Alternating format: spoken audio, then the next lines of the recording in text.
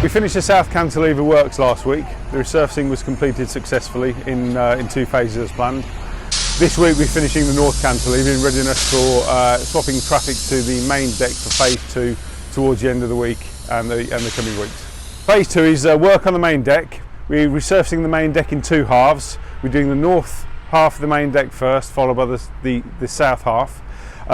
We'll only have 1 traffic lane on the main deck, as we need 2 lanes to do the resurfacing. They resurface to the halfway point on the main deck, so it is done in 2 halves. And unfortunately, the only way we can do that is to close 2 lanes and run 1 traffic lane. That 1 traffic lane on the main deck will become our tidal flow traffic lane, and we'll have to change the direction of that using traffic management rather than the overhead traffic signals as we normally use. Phase 2 of the resurfacing project will mean that both north and south cantilevers will be utilised for vehicular traffic. This means that the resurfacing work can then progress to the north side of the main deck. However, the traffic management will then become a little less flexible when we will not be able to utilise the lane control systems overhead, and we'll be reliant upon physical traffic management and working with traffic management teams. The control room, the operational control room, will be working in partnership and directing those traffic management teams. However, there will be a little less flexibility in able to respond to any incidents and directional flow changes. This is a vital scheme for the Tamar Bridge.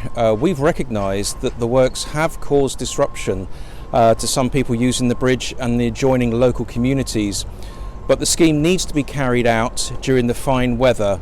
We want to ensure that the next phase of the scheme of the main deck is carried out as quickly and as safely as possible, at the same time minimising traffic congestion and delays to the regular users and daily commuters. The bus service is working, we think, very well. We operate 2 services, and one is a minibus, which is on a demand via an intercom, and that runs between 6:30 in the morning and 6:30 at night.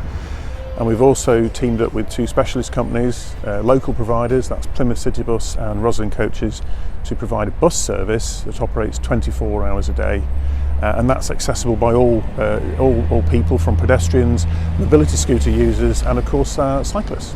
It's a very difficult challenge for us, because we want to maximise user convenience and people to access the service at all different times of the day.